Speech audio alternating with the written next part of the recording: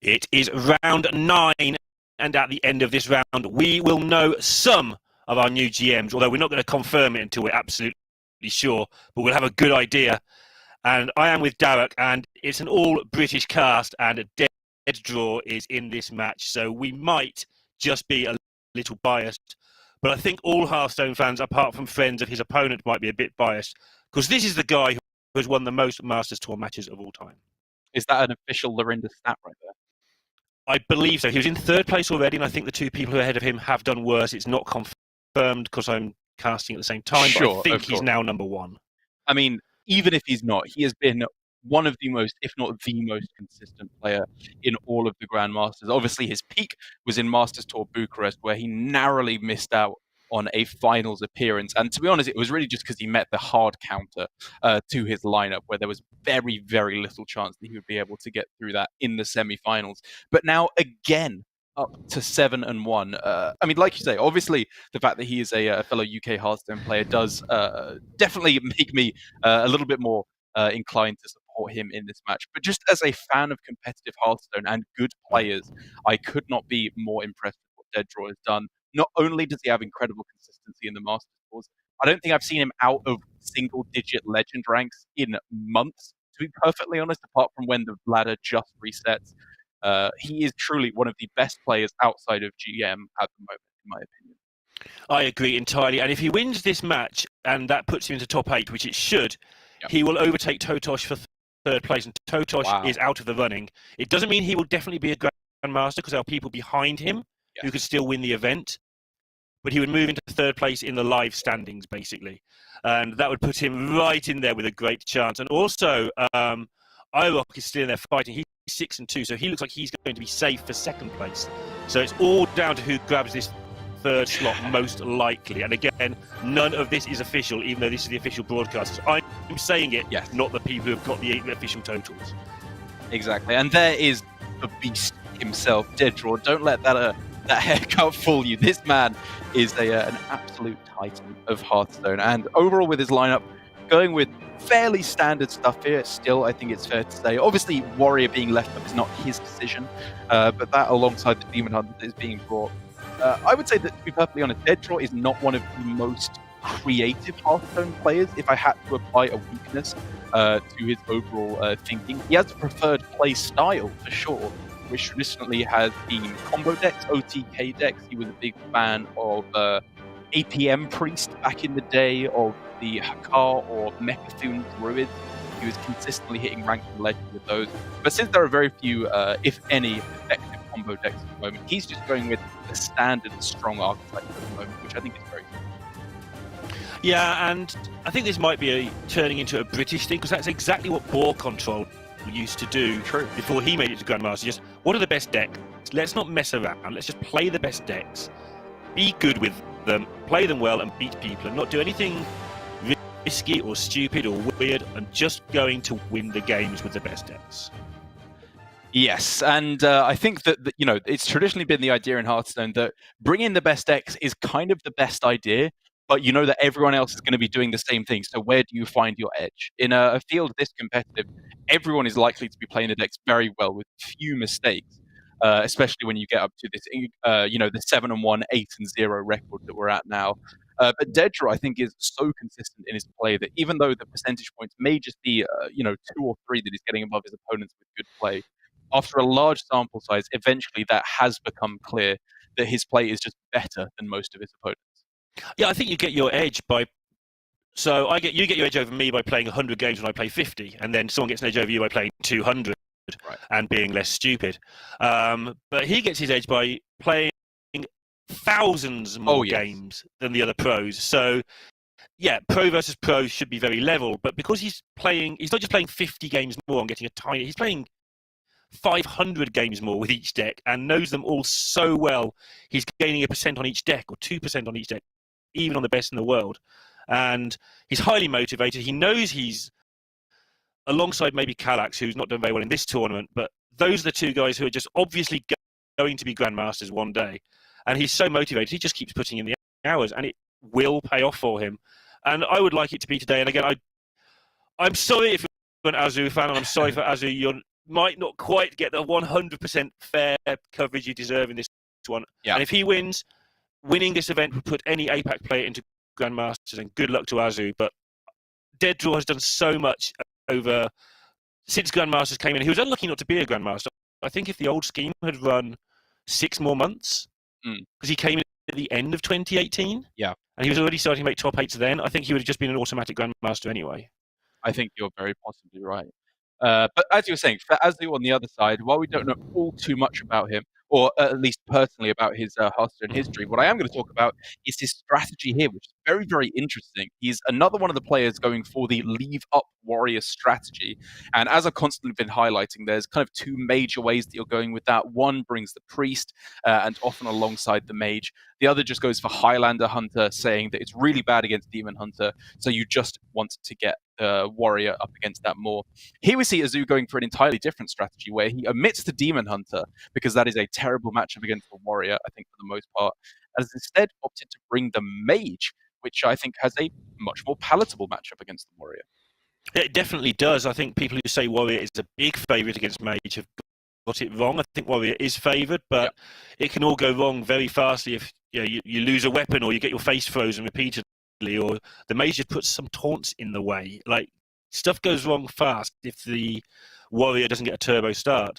And also, azuu's only other Masters Tour was a 1-3 finish. And so obviously, it seems that he's just beginning the climb as a good, strong player, because getting in means you're a good player. Twice means you're a very good player. No matter whether you're 1 or 3 or not, let's not mess around here. But bringing mage, which is a little bit more volatile and a little bit more hard to counter for the top pros, is a good decision if you're at the lower end of the known players. And I completely agree. I think that was a big edge to be gained by a lot of the players who are going for the weirder archetypes that players don't know how to play against. Like we saw from Roof Trellin, I believe it was, who brought the Control Shaman. It had a very high win rate at the start of today. I think not because it's the best deck in the game. I think even he would not argue that, bringing it to this tournament, but because people don't know how to play around it. They don't know what you're looking for in the different matchups. They can take a good guess and say, it's control deck. I want some of my heavier cards. But you don't know the true weaknesses of the deck. Whereas playing against Rogue, Warrior, Demon Hunter, Druid, Hunter, whatever it may be, you've played hundreds of games against those. You know every single small weakness in its armor. Yeah, you get like 10 minutes to go, oh no, I've got the Shaman guy, what do I do? And try and work out the strategy. Because you're not going to worry about it on the Friday morning. You worry about it out of a 350 player field when you run into that person.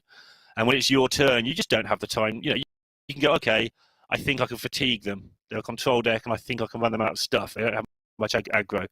But you might be wrong. You've got to take an educated guess. And even if you're right, you might miss the nuances of, well, when? What cards are really key? What does Alex Straza actually do to me when they play it and get 2 dragons? Do I care?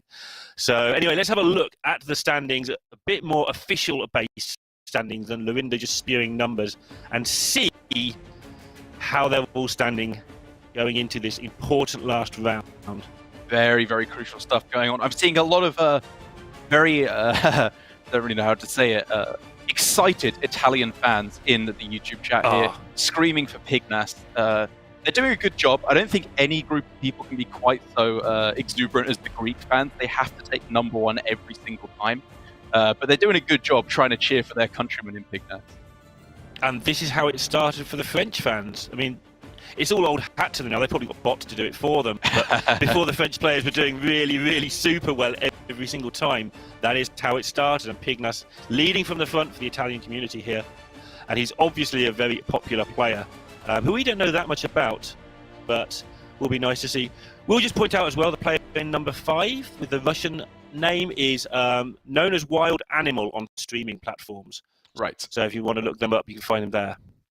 Awesome. And it's, I think, a really good mix now. There was yesterday, I think, an argument that we weren't seeing enough of the familiar faces in there, right at the top of the level. But now I think we've got that great mix of newcomers, old flames in Ostkaka, as well as a lot of people trying to get their final good run after a very long grind to get to this point, like DeadDraw in particular, as we can see there, freshly shaven and ready to go in this 9th and final round. And better lit than I am. And azuuu here has got a normal-looking druid, just the Asira, the double Mount Seller, and all the stuff you would expect to be in there. I don't think there's anything nutty in there at all. Double Glowfly, and this is the version that Warrior does not mind facing so much. Just one wave of things to deal with is always very nice. Indeed, but DeadDraw is definitely the kind of player who prioritizes these decks like Warrior, these very unintuitive, I think it's fair to say, decks where you can't just play out all your cards on curve and hope to get the win. Although, having said that, he is just going to play out all his cards here, and he's probably going to win in this game. Yes, but while you were talking, Overgrowth got drawn. Which certainly makes a difference, and actually, it does. azuuu has to make some pretty big decisions right now. You're pretty sure you're not going to Overgrowth this turn, even though you can. Yeah, I mean, but certainly needs to plan ahead all the way to Mount Seller. How many zero-cost coins would you like?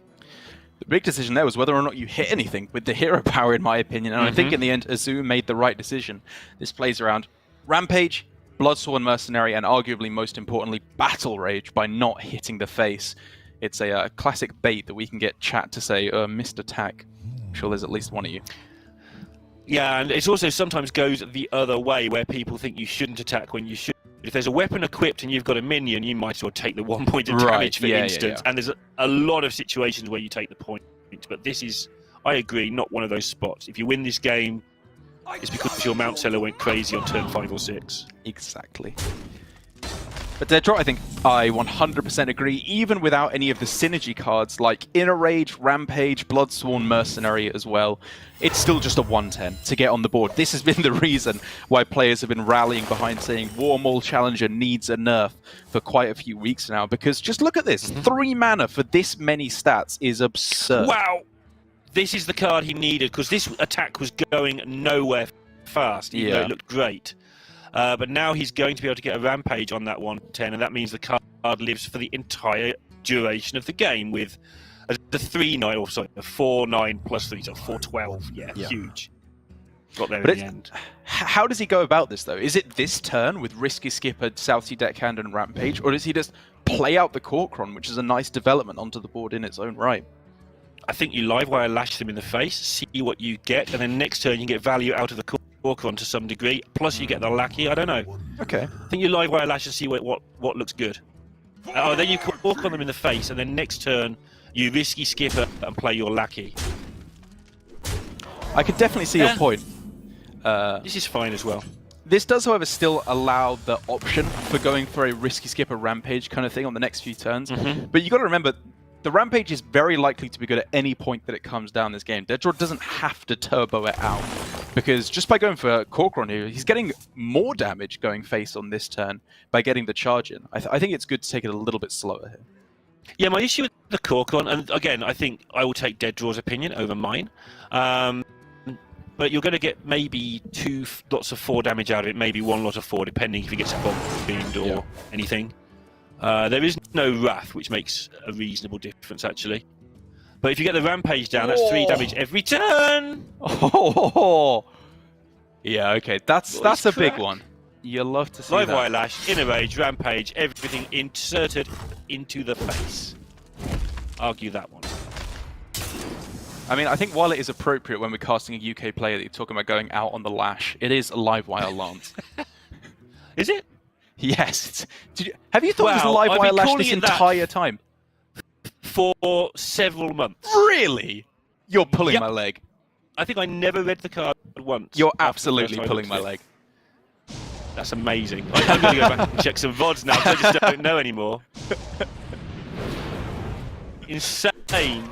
Well, aside from any of that nonsense, the main deal is thank you to everybody else for correcting me so many times in the last few months, if I have been saying that. Anyway, the damage did go to the face, and now it's Mount Seller o'clock. Exactly. It's often the first and last line of defense for Druid, and it's going to have to, be mighty impressive indeed if it wants to stand up against all of this. And Diving Griffin is not a bad way to get rolling, especially with the Poisonous on the other side of the board as well. DeadDraw may not be able to close out this game quite quickly enough. Yeah, and this is the problem against Druid. When they do get the Mount Seller buff turn, which is obviously pretty often because that's all the druid does. Yeah. Sometimes you can kill it on one turn and sometimes you can't. If you can't, you lose. So this next pickup, plus the Livewire Lancer's Lackey, will be absolutely insane. Battle Rage, however, though, is a huge top deck here, though, for DeadDraw. If there was any danger or any weakness to his strategy so far, it's that he was churning through his cards quite quickly, but now that is very quickly remedied. Could even take out the Poisonous as well with the Kobold. That's huge. Superb looking turn. Oh. And you actually saw him jump as soon as he picked up the Battle Rage as well. Like, the path became clear, but the bad news for him is he's got to do it all again next turn. Okay, well, with that hand he might be able to. He's getting through it, at well least. Yeah. azuuu does only have, one playable card with a Mount Seller, so yeah. Looks like DeadDraw is going to take the lead.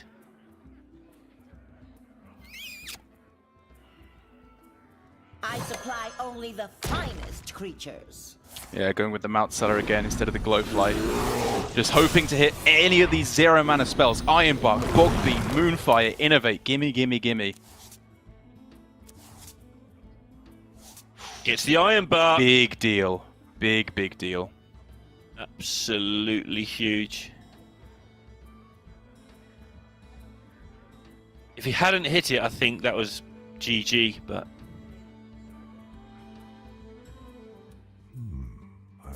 I mean, DeadDraw wouldn't have had lethal from the other side, right? No, but everything would have been removed, basically, Yes. and then Druid just loses those. Whoa! That is just one turn away from being the absolute dream. I mean, you have to imagine that the Risky Skipper is going to die in some form on this turn, so you're not going to be able to go for the 10 damage charging Gromash on the following turn. The irritation here for DeadDraw is he would really like to know what this Sky Raid is going to give him, but he would also like to get the point of damage from the Risky Skipper into the Mount Seller. Like, just the attack. Without, unless he wants to blow his egg up, I guess. I mean, I think it's just about damaging the Bomb Wrangler so that he can copy it with Bloodsworn on this turn is the main thing.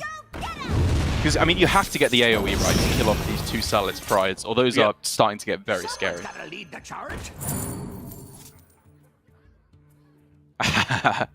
Sticky Finger, not quite what you're after. Alright, so now... I think you just go wide and hope your opponent doesn't kill you with all their spells next turn. Yeah. I think this is all you've got, but you don't like it. And you don't have to like it. Okay, yeah, sure. I suppose copying the 6/3 does make more sense just about than an extra extra Bomb Wrangler, sorry, especially with all the board space issues that you're currently running into. Interesting trade there. I think a lot of people would put the 6/3 into the 6/10 just to take the damage down, but what's the point? You've got to defend your board. And the best way of defending your board against a non-hostile opponent is to only have 1 minion there and worry about how to kill that next turn. Well, you're not casting the Overflow on this turn, I'll tell you that for free. You don't want to be healing up all of your opponent's minions. I mean, I guess, sorry, having said that, there could be a play where you go trade into the 6/3 and then heal back up with the Overflow on your Mount Seller, which looks fairly strong. Or you can just shoot things and see where you stand, Okay, this is smart. Gets a little bit awkward with how you use the Moonfire, because you kind of want to hit the 1/1 Boombot first, but in order to clear up hand space, but then it's maybe killing your Mount Seller first. Yeah, and it's not an unlikely outcome. It's not a likely outcome, but this can go wrong. Oh! Wow. And all of a sudden, the heal, the draw, the board development as well, it's ever so slowly slipping away here for DeadDraw. He's not killing, and because all of his minions have been healed, he can't even draw. Yeah, but I'm amazed he was even still in it anyway going into this turn. But yeah, the fact he can't draw is horrendous for him.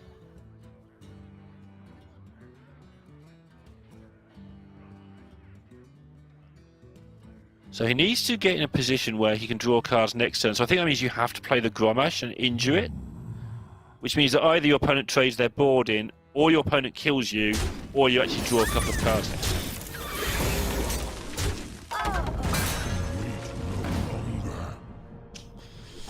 Clearing up what he can, getting face what he can, but already for DeadDraw, it's starting to look very scary because azuuu has to be smelling weakness now, and he can prey upon that weakness very heavily. Even just at the baseline level, Glowfly Soul of the Forest is an incredibly strong development.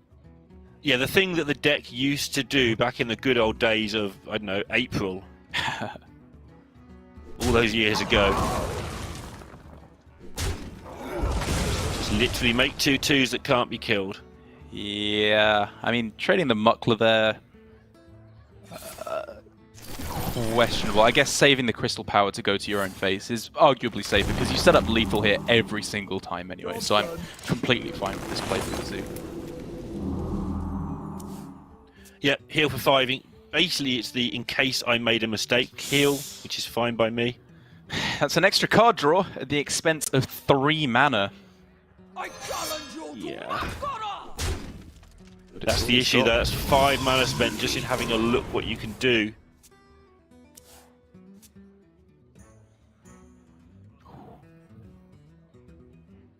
Oh, and now he's got to, yeah. I'm just going to double check if he's playing 2 Korkons. It kind of is vaguely interesting. It just doesn't even matter at this point, right? He's just dead. Yeah, he is playing 2 for what it's worth. We're going to need to know that again because he's going to have to play the deck again. He is indeed. Savage Roar, G to the G. azuuu takes it 1-0 up against the Warrior. And I've got to be honest, it did not look like it was going to be going that way at the start. The Mount Seller into Mount Seller was just strong enough to fight back against that monstrous Warmold Challenger, which usually just wins the game in its own right. It does, and even that game was not without decisions on both sides. It looked very straightforward. Yeah. Warrior didn't get the damage, Druid made the thing happen, but actually DeadDraw played a Korkon Elite that could have been a Lance or a buff on the 110. Yeah. And also the way that azuuu chose to chose to overflow and draw cards when he could have just emptied his hand that turn, and that worked out really well for him. So, good choice made, and a 1-0 lead with a deck. Well, all 3 of these decks, to be fair, you're glad to get a win with, but Druid in particular can just let you down. Yeah, I think Druid could be the weak spot. Taking a look at DeadDraw's Rogue would be a big indicator as to whether or not it would do well. It is the secret variant with 2 questings as well, which I think is not particularly favoured at all for the Druid. So it is an important win there for azuuu, to be sure. The Mage now, for me, is really just the interesting bit here, because there's still back and forth, so much debate. Even on social media today, arguments erupting amongst the best of friends in the pro player community, Romanian versus Romanian, great. Just about whether or not the Mage is playable. I mean, I know that wasn't actually the kind of the core of the debate, but it was sparked off by RDU saying he doesn't even believe that Mage is playable at the moment. Yeah, then Language Hacker having a bit of a pop, and you should be watching that on Twitter. I think they're sort of made up a little bit now, but I'm going to try to keep stirring it up if I can, because I like to watch people play show matches, and if we can talk them into having one, all the better for all of us. We got to take the drama where we can get it in Hearthstone. We're too nice as a group of people, too welcoming. Well, I'm too nice, Doug. You're a horrible person. Let the hunt begin. My brain's going to take a while to process that one. But now for the Rogue up against the Highlander Hunter, a chance for DeadDraw to turn things around, because I think, contrary to history in Hearthstone, where generally every Hunter deck has been favored against pretty much every Rogue deck, now I think that the fact that Rogue has such strong early game potential and Hunter doesn't have quite so much burst from hand, the Rogue is in a decent spot in the matchup. And the other thing the Hunter doesn't have, because of how it's built, is the time to burst from hand. It kind of has to play the green card every turn, and doesn't get the time to weave in those hero powers, which we used to talk about so much with the more aggressive, the mid-rangers and the faces of this world. Right. But this deck can't get by without playing its cards on curve, and Rogue can just mess around with that curve whilst chipping away in return. And that, like you say, that means that not only is there not much burst, but there's not much continuous damage going into the rogue either.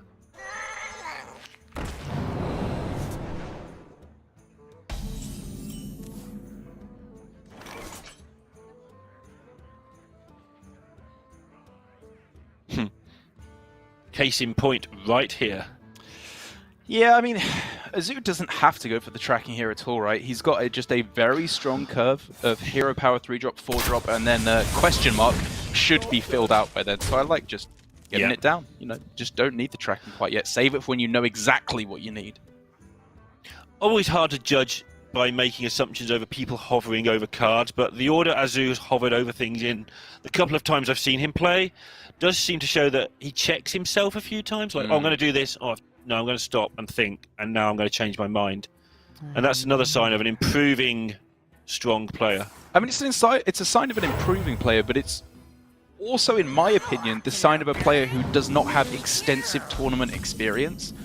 Right. Because I think that's one of the things that you learn is, you know, I was talking to a couple of other players about, you know, this being their first Masters Tour. Do they have what it takes?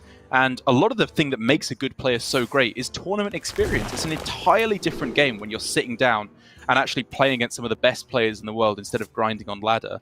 And learning how to sequence your turn, not to give your opponent any information by hovering over the wrong cards, is an important part of that overall strategy of tournament play. Yeah, no, no. I'll pick one of those. I agree entirely with the yes vote here. You see, at the start of today, there's a lot of players we hadn't heard of in the top 40 or 50 players. So I looked a lot of them up, and nearly all of them were top 100 ladder players. Right. Which means they're superb Hearthstone players in general. Yeah, it's very hard to get top 100 in ladder, contrary to what you might see if you watch top 50 players all the time. Yes. Wow.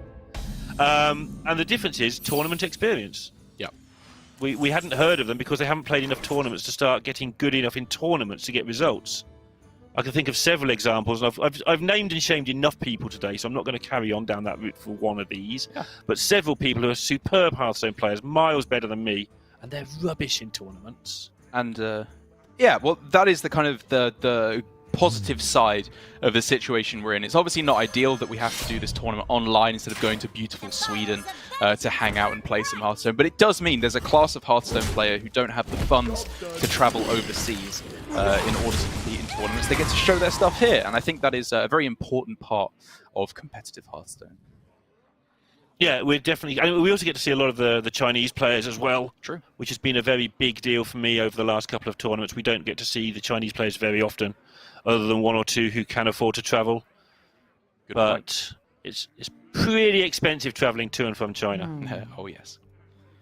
But now for DeadDraw, we've already seen the Law Walker Cho coming down, which I think it's fair to say presents a little bit more of a problem for the Rogue than it does for the Hunter. I suppose the positive side is that the 5/4 could just attack into it and save him a bunch of health.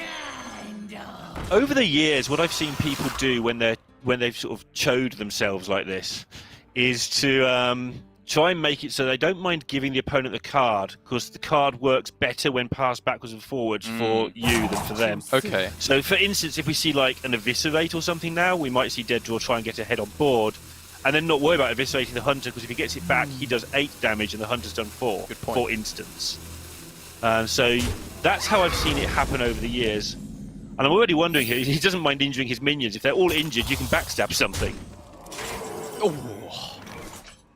And by going as wide as possible and damaging his minions, it was quite clear that DeadDraw was trying to set up the worst board possible for an imprisoned Felmor to come down on. But still, it's able to just go face, which is definitely not what he wanted to see. Yeah, the Felmor's just sequence of what it attacks. First of all, if there's a big Edwin, it will go there. But secondly, it always goes face.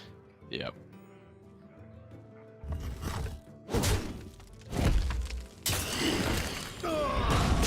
Well, time to start getting this questing going, or you're not going to be able to.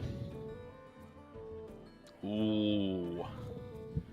Now we're talking. This is interesting. We could see the Candle Taker attacking in and then rushing the 3-1 that comes out afterwards, which would allow you with a backstab to take out both the Felmore and the Feywing whilst playing the Questing Adventurer.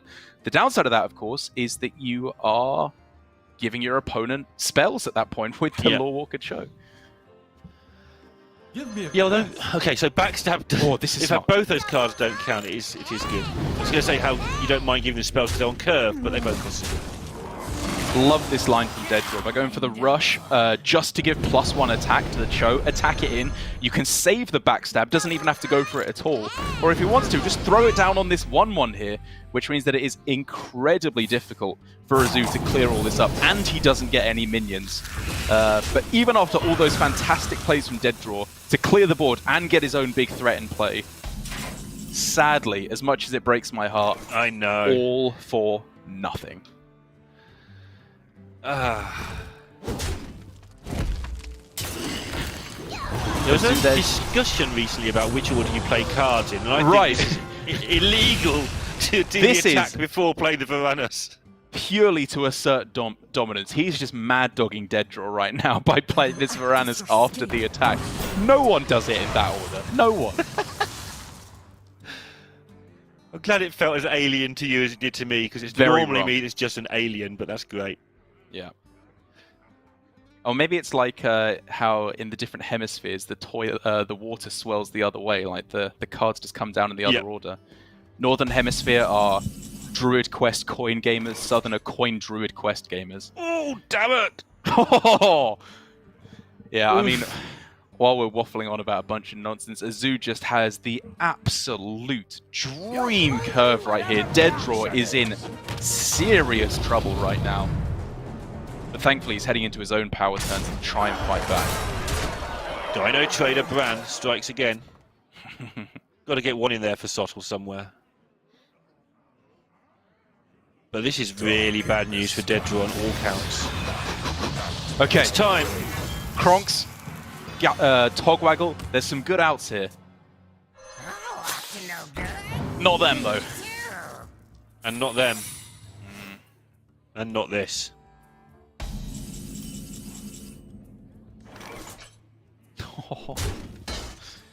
Oh, it's just absolute perfect utilization there. Not sure what azuuu was testing for there. That felt like an insta attack to test a secret. Maybe it was just like, this is going face no matter what. So let's just get this out the way.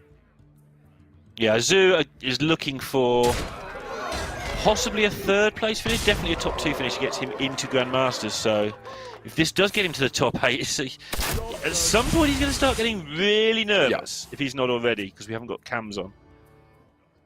But no spell played means no draw for DeadDraw, and that is very appropriately a completely dead draw off of the Dirty Tricks. It's going to come down to the Mage with a 2-0 lead. Never heard that one before.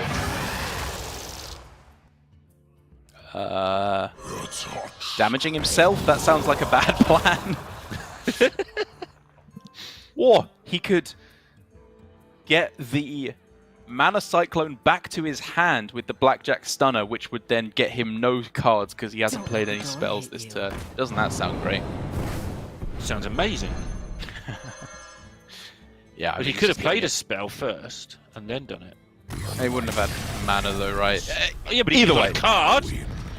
We're memeing a little bit here, but at the end of it, azuuu is 2-0 up, and I've got to say, my heart, Neil, is racing. DeadDraw has fought so long, so hard. He's came so close already with his run at Masters Tour Bucharest. I really thought he was going to go all the way then. And even though we had an incredibly deserving winner in Eddie in his own right to take the win of that entire tournament, you know, I'm just putting my cards on the table here. I really, really am rooting for DeadDraw in this one. I am too, but also looking azuuu is making good decisions. Okay, drawing everything on curve and playing it on the second game wasn't the hardest decisions, but he made good decisions with the Druid. And again, he has more chance of reaching Grandmasters in a way than DeadDraw does, because he hasn't got as big a totals to beat along the way. So we may be looking one way or the other at one of our next Grandmasters. Very exciting stuff. And if it's azuuu, he needs to get it done well because he doesn't have that much experience. Yes, but having said that, based on what we've seen so far, I think he'd be a very welcome addition to Hearthstone Grandmasters, especially, I believe, as another South Korean player, which needs I think, a little bit of an injection of new blood here in Grandmasters. Obviously, with Possessi joining for the Japanese region, it's meant that the holy trinity that we have now of Glory, Alutemu, and Possessi are seeming almost unbeatable in Grandmasters. And so if we had a little bit of new blood for the previously often described as the best region in Asia Pacific, azuuu could definitely be the kick up the backside that South Korea needs. Yeah, and he would definitely have a lot of help if he needed it, if he wanted to reach out for people to help him with prep, because they do have a very powerful scene. But now, contrary to popular belief, he has some work to do with the mage. Sure, he might get the one draw that just wins you the game, but usually that isn't how it goes, and you actually have to play some Hearthstone.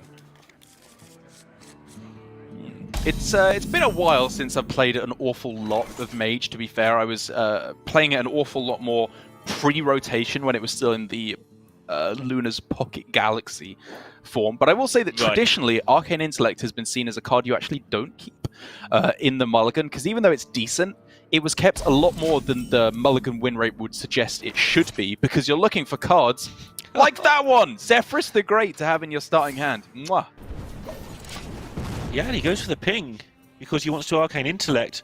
I'm all about, with 2 8-drops in my hand, that wild growth, especially trying to keep up with Druid, but he must have something specific that he's looking for. Just checking. There's a Blizzard in his deck, for instance. Yeah, well, I mean, Zephyrus here, because he already has a decent play on 3, and he wouldn't really be ramping into anything if he went for Wild Growth, because he doesn't have a dragon in hand to activate the Malagos. I can understand holding on to it for Twisting Nether, Brawl, Shadow Word, Ruin, Consecrate, whatever you may need. Basically an AoE in order to answer these wide Druid boards. Yeah. I'll be interested to see how it goes. I just want to get my powerful cards down here from the mage, but again, I'm not 7-1 in a Masters Tour, so I'm willing to defer. And there we have it. 2 of the Highlander cards, 2 of the good cards, basically, ready to roll now for azuuu. And I've got to say, I bet he is wishing that he went for that Wild Growth now, because being able to go for an early Dragoncaster or early Reno would be close to locking out the game at this point, I will say. Yeah, although he wouldn't know it yet because he drew those cards from the internet that he chose to play instead. True. So, as it happens, he would luck out on turn 6 and probably draw the Dragoncaster then. But yeah, obviously he's got a plan and he's sticking to it. I'm being results oriented. I think he made the right play given the information he had. Astromancer is a big deal here because Solarian Prime is the best card in Hearthstone easily right now. Is that an official Lorinda stat right there? I mean, against Druid in particular, yes. Yeah. I think I'm going to call that official. It's the fact it doesn't target your own side, you're playing against someone who goes very wide. It just gives you such a great chance of not just clearing up, but having leftovers yourself as well. I agree. It's absolutely insane. But all of this hand for azuuu is absolutely insane at the moment. Obviously, with him probably not playing Malagos on turn 5, unless he just wants a 2-8 in play, we're looking at Dragoncaster into Deep Freeze or Power of Creation come turn 6.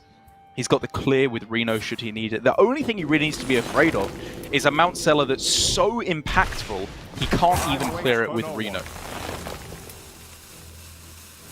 Right, but that's not that unlikely. As it happens, DeadDraw's just doing a whole lot of nothing this turn, again. I mean, he's getting set up, right? He's getting ready for his power plays a little bit later on, once he does find the Mount Seller, because he's got the ramp, he's able to go for these threats nice and early. Like you say, he's just got to find them. We actually saw this with Just Saying yesterday, apparently getting lucky 3 games in a row, but all 3 games were a little bit like this, where he just set up to have a good turn when he drew the card he needed, and yeah, you get lucky if you set up.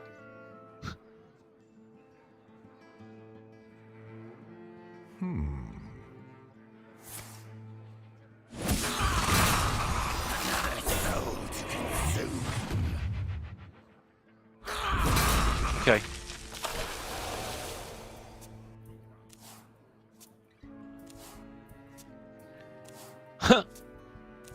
Okay, there it is. Thought it wasn't going to happen. Yeah, that means that next turn we are looking at the development for DeadDraw, but the fact that it's next turn and it wasn't this turn is such a crucial difference, Neil. At this point, azuuu can obviously just load up onto the board. This is the easiest mount seller of your life. Ray of Frost is also just nice, right? Yeah. It's just... Oh, wow. probably just Violet Warden. I think the spell damage is pretty nice here with the Arcane Breath and the Ray of Frost, but whew, all very powerful options. If DeadDraw's getting to +3 GM now. this time around, he's going to do it the hard way.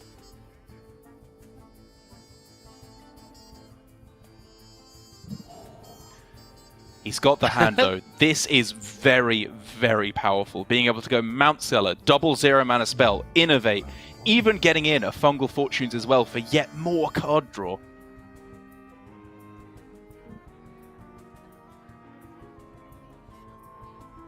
Yeah, spoilt for choice, but he's looking at trying to get the AoE out of the opposing hand with his Glowfire Swarm, I think. But he's got to be careful because he can die. Is Bloodlust lethal? I don't think it is. Time waits for no one.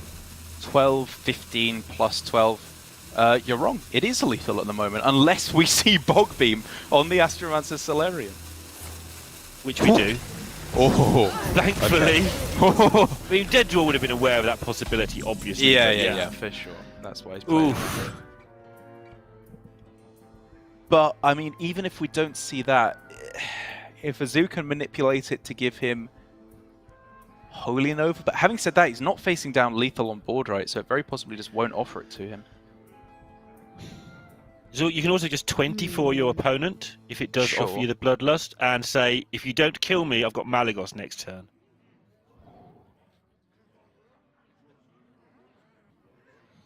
Okay, looking for the freeze. Not that one. Yeah, the other one. I mean, none of these really do anything except Incanter's Flow, which also does nothing.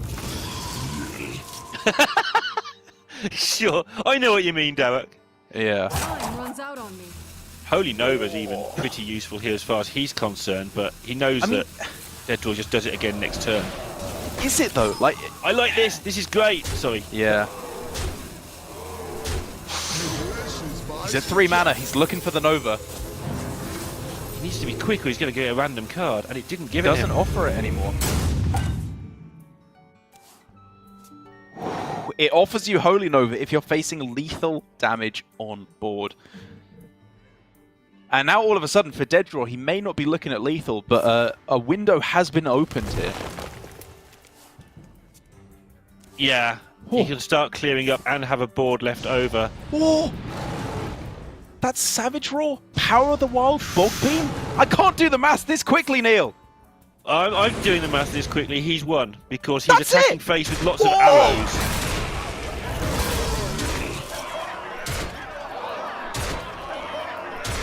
I also couldn't add it up. I saw arrows pointing at the face, and that was the cue to me that he had won. 2-1. azuuu with the rope. If he'd hit the second the second frost beam there, ice lance, whatever. I'm forgetting the names. I'm so excited. He would have survived on that turn. He just needed the one extra freeze, but he missed it.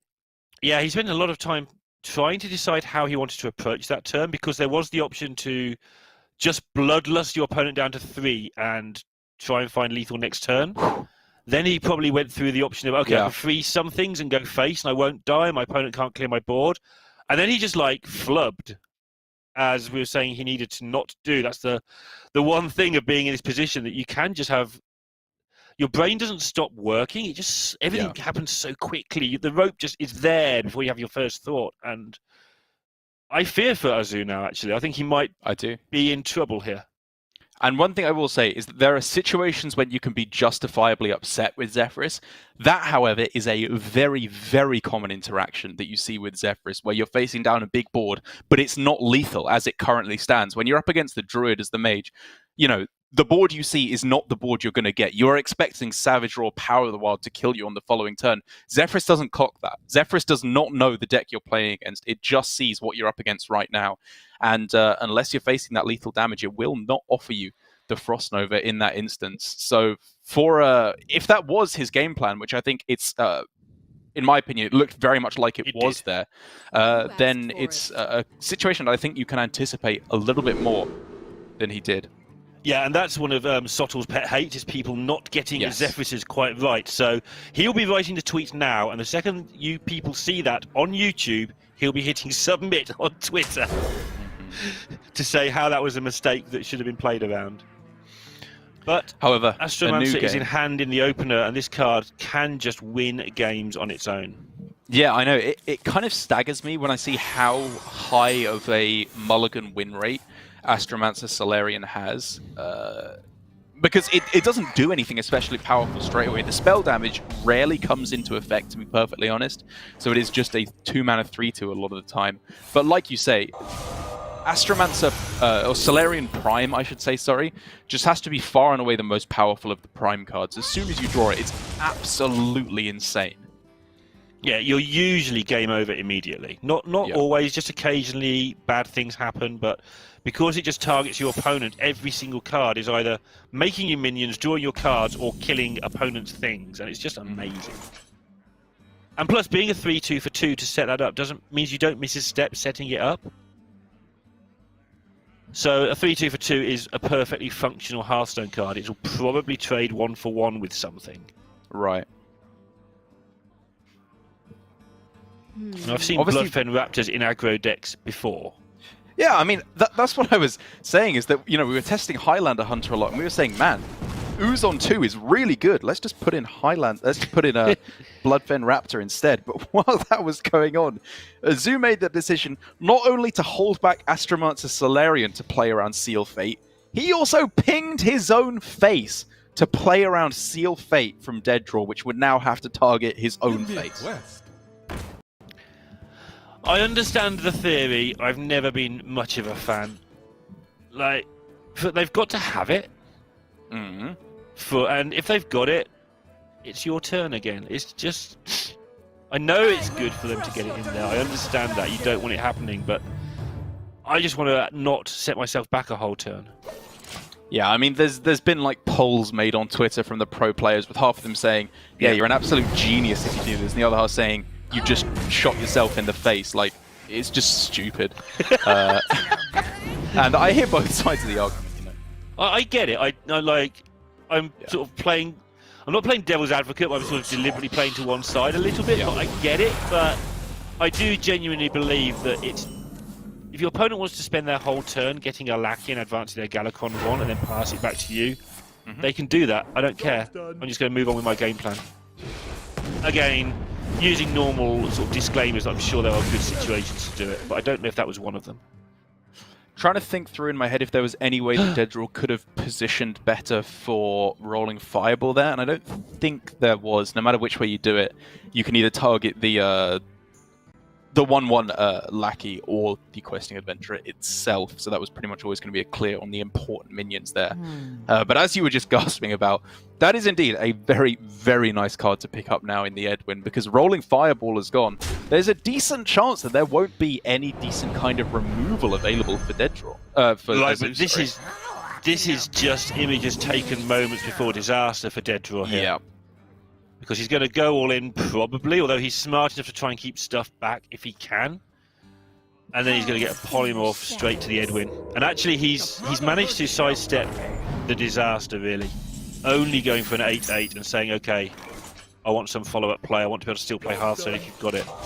Right, I mean, that's what you say. You say all in here. This is kind of one of the problems that people have with Edwin at the moment, is he played a Shadow Step and a bunch of cards, and he ended up with more cards in hand than he started with because of the power of Miscreant. So yes, he did play a lot of cards to get the Edwin, but he was more than rewarded adequately with the Lackeys to get back here. And DeadDraw still has, for the next 2 turns at least, plenty of ways to spend his mana. So many options. I sense this is a box game, Derek. I don't see how DeadDraw ever gets through before turn 10, just looking at the hand. Yeah. And Alex, you on 9 into box on 10 just looks remarkably likely here to me. A place to And Yeah, look at the curve. I mean, Pilgrim on 8 as well. My Yogg senses are tingling as well.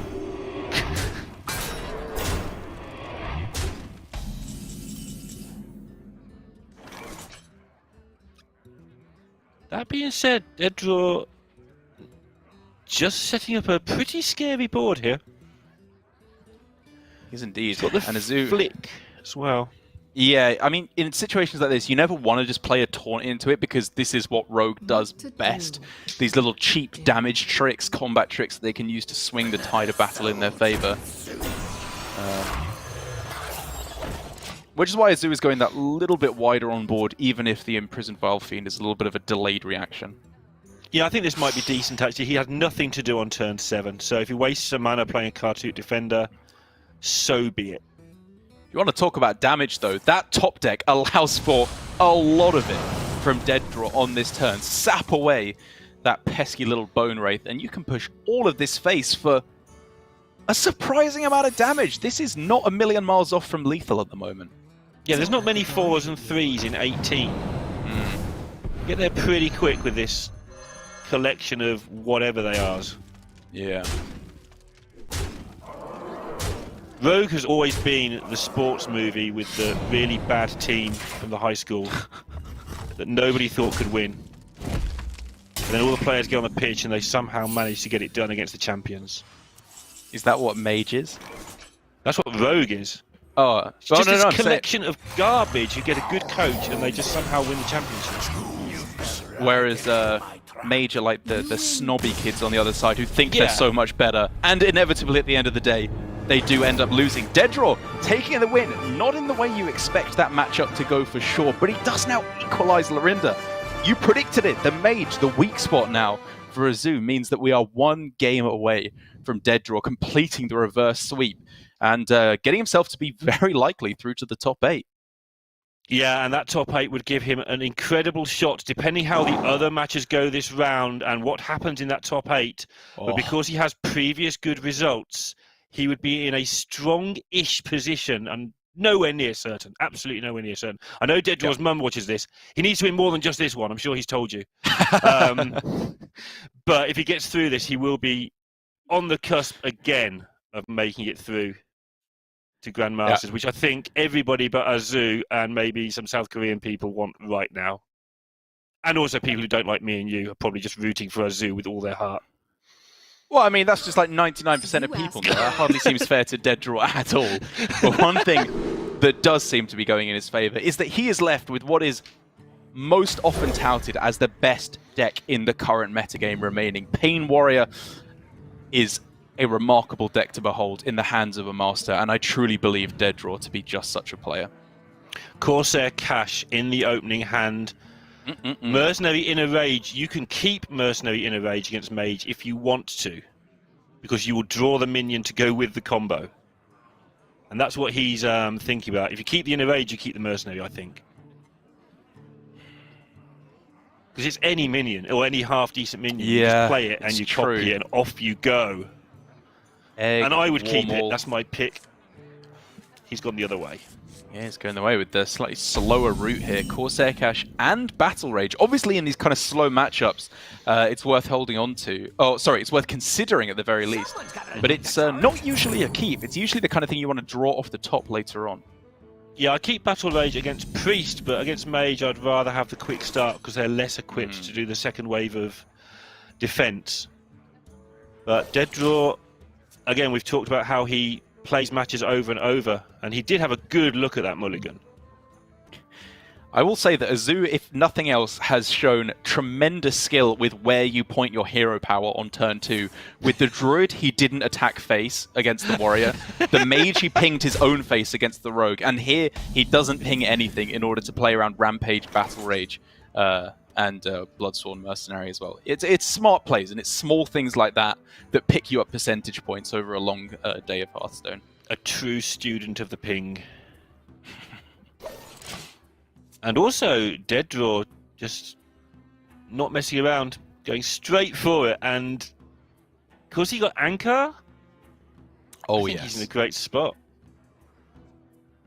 I mean, this is I where think experience comes in. DeadDraw is using his time really well. azuuu had that problem on the Druid turn a couple of games ago. it's true. That is true. Sorry, on the Mage turn a couple of games ago. Yeah, I mean, that's still got to be running around azuu's head. He knows that if he'd got in that second Ray of Frost, he would be very possibly already through to the top 8. And it's difficult to pull yourself back from those mindsets. As I said, it's one of the reasons why the top tournament players continue to do so well against the top ladder players a lot of the time, is because they are equipped to deal with that kind of mental stress of potentially throwing a game and to come back from that, whereas it's not the easiest thing to do for a player who hasn't been in these high-stakes situations. And we've seen them all go through it. We've seen Muzzy, who used to finish top 3 on ladder every single time. Yeah. We've seen Frozen was very similar to that. They've all gone through this, I'm not very good at tournament stage, but fantastic ladder players. It just takes time to adjust to the new system. Indeed, but now DeadDraw, Anchor swinging, and I think I'm justified in saying that in this matchup, you kind of want that to go face as much as it possibly can, so that when you are drawing through that deck with the Battle Rage that DeadDraw kept in the starting hand, you can get the OTK online as soon as humanly possible.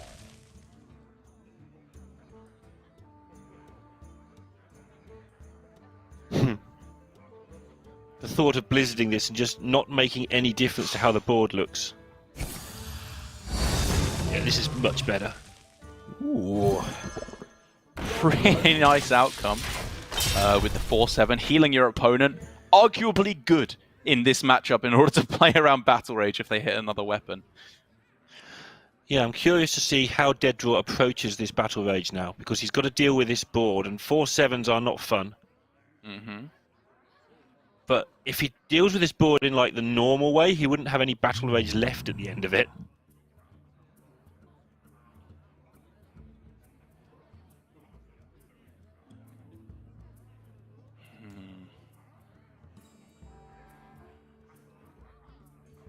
I mean, I am struggling to see a line where you don't just draw 4 cards on this turn and clear up a lot of the board and make a couple of bombs as well. It just looks strong. Mm-hmm.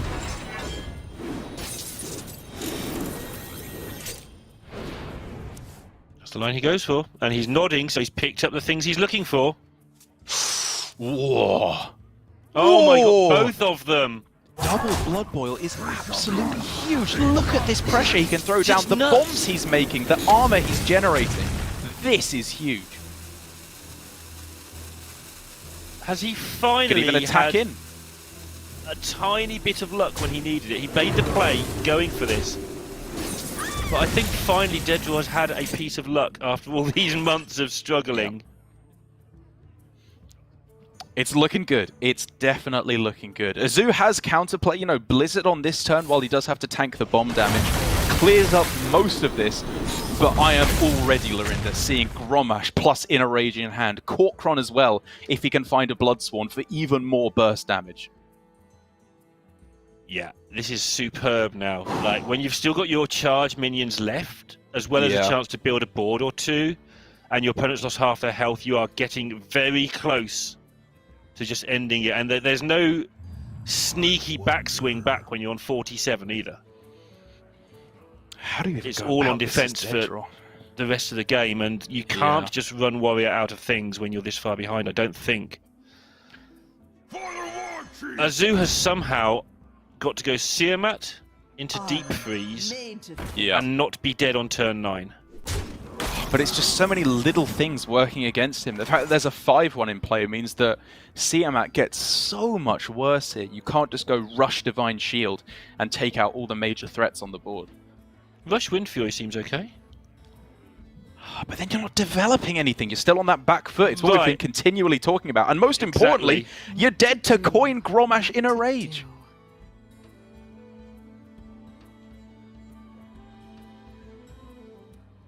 Come on. Sorry, but that's how I feel right now. I feel that DeadDraw's hit the post so many times, and this does not mean he is qualified. It will depend on the other games this round, which we will see straight afterwards. It will depend potentially on how he does tomorrow. But it puts him in a strong spot, the strongest spot he's been. Yep. And again, just to make it clear, if azuuu makes that top 8, I think if he gets the top 2, he's definite, and if he gets top 8, gets top 4, he might have a chance. Oh, you've got to be checking for lethals here, right, for DeadDraw. He can go Warmal Challenger to take it out, trade in, and then in a rage, Rampage, 6-9. It's close, but I don't so think close. it's Is there some quite there. cheaty, risky skipper cheat? I don't think there is. I'm not I think seeing you've got it to wait if it one is more there. turn. And I think even then for DeadDraw, unless you're dead certain, you just don't take the risk. You don't want to blow up your own board with risky skipper. Just take the safe play, which is what he's going for here. Yeah. This sets up lethal and means he's very likely to just win on the next turn. Let's just see what he does with the remaining mana. This makes sense. Woof, it's so close, Derek. So close. Think of how DeadDraw must be feeling time and time again, as you put it. He's just been hitting the post this close to getting it done, and now this might be his chance to get there. So he has lethal from hand if there's no blockers. He has lethal on board if there's no removal. Right. He has rampage, risky skipper turns if there's some incredible combination that means you want to wait one more turn and put up another good board. I think azuuu here needs like Ray of Frost in order to go with the Kartut Defender. These cards are not it. And now he has to throw out the Kartut and hope it's not there, I think. Oh, he's over CM out, fair enough. You pick one. Yeah. Don't think there's any combination here that can save him. You know, Divine Shield Taunt, Yeah. I guess is probably what he's going to go for.